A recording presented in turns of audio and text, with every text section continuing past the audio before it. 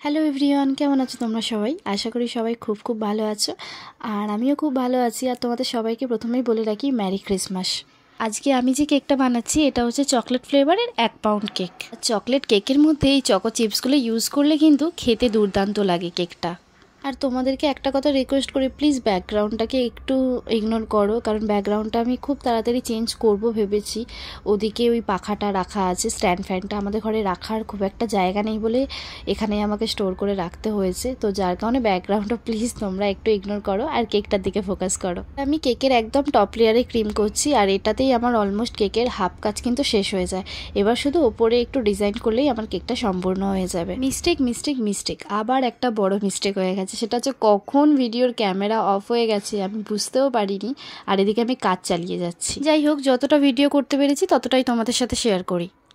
এই কেকটা একটা বোন অর্ডার দিয়েছিল 25শে ডিসেম্বরে 3-4 জন বন্ধু মিলে একসাথে সেলিব্রেট করবে বলে। ওরা সবাই মিলে বন্ধুরা সেলিব্রেট করছিল, সবাই মিলে হয়তো টাকা দিয়েই কেকটা নিচ্ছে, কিন্তু ওদের টাকার পরিমাণটা একটু কম ছিল।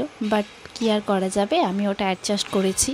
আর এটা আমি ওদেরকে বলেছি যে নেক্সট টাইম যখন তোমরা কেক অর্ডার করবে তখন কিন্তু আর এই দামে আমি তোমাদের দিতে পারবো না, তখন কিন্তু আমি আমার দামটা প্রপার যে দামটা কেকের সেটা তোমাদের বলবো। ও তখন ওটাতে রাজি হয়েছিল, সেই জন্যে আমি ওকে এই দামের মধ্যে কেকটা দিতে পারি। শুধু আমাকে এইটুকু বলে দিয়েছিল যে কেকটা ব্ল্যাক আর গ্রিনের মধ্যে রেখে তুমি করবে। তো পুরো প্রপার যে গ্রিনটা হয় ডিপ গ্রিন, ওই কালারটা আমি ঠিক আনতে পারিনি, জানি না কেন। তো ব্ল্যাকটা আমার এসেছে। তো এটাও দেখতে খুব সুন্দর লাগছিল, গ্রিনটা কচি কলা পাতার একটা কালার এসেছিল, আর ব্ল্যাকটাও প্রপার কালার এসেছিল। তো আমার ভীষণ ভালো লাগছিল দেখতে।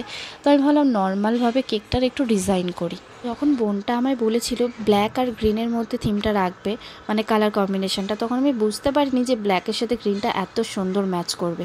আমার এই ফার্স্ট টাইম ব্ল্যাক আর গ্রিনের মধ্যে কাজ করা, মানে ব্ল্যাক দিয়ে তো প্রথম কাজ করা, এত সুন্দর লাগছিল। আর এই ক্রিসমাসটা আমি কিনে এনেছিলাম, ভেবেছিলাম কেউ যদি ক্রিসমাসে কেক অর্ডার করে তো আমি এটা দিয়ে ডেকোরেশন করব। তো আমারও একটা স্বপ্ন এটা কমপ্লিট হলো, এইটা দিয়ে আমি করলাম ডেকোরেশনটা। আর সত্যি খুব কিউট লাগছিল ব্ল্যাক আর গ্রিনের মধ্যে কম্বিনেশনে। আর এই রেড ক্রিসমাসটা কেকের ওপরে কয়েকটা স্টার ছড়িয়ে দেবো। এই স্টারগুলো কিন্তু খাওয়া যাবে না, এগুলো নন এডিবল, বাট দেখতে কিউট লাগছিলো যার জন্য আমি স্টারগুলো ছড়িয়ে দিয়েছিলাম। আর আমি বলেও দিয়েছিলাম এই স্টারগুলো কিন্তু খাওয়া যাবে না, তো তোমরা কাট করার সময় এই স্টারগুলোকে তুলে ফেলে দেবে। জাস্ট দেখতে ভালো লাগছে তার জন্য আমি দিয়েছি। কেকটায় সব কিছু কমপ্লিট করার পরও আমার কেমন ফাঁকা ফাঁকা লাগছিলো, তো আমি ভাবলাম একটা করে চেরি বসিয়ে দিই, দেখতেও সুন্দর লাগবে আর কেকটা কাটার পর যে খাবে খেতেও সুন্দর লাগবে মুখে যখন চেরিগুলো পড়বে। তো আমি একটা করে চেরি বসিয়ে দিয়েছি ওই গ্রিন ফুলগুলোর ওপরে। দেখতে কেমন লাগছে? খুব সুন্দর লাগছে না? আমার তো ভীষণ ভালো লাগছে চেরিগুলো বসাবার পরে। কেকের অল ডেকোরেশন ইজ কমপ্লিট নাও। চলো এবার বাইরে বেরিয়ে আমাদের যে পুকুরটা আছে সামনে, ওখানটা একটু প্রপার আলোয় তোমাদের কেকের ভিডিওটা আমি শেয়ার করছি। আর হ্যাঁ, আমার সকল বন্ধুবান্ধবকে জানাই মেরি ক্রিসমাস, বড়দিনের অনেক অনেক শুভেচ্ছা আর অনেকটা ভালোবাসা তোমাদের জন্য।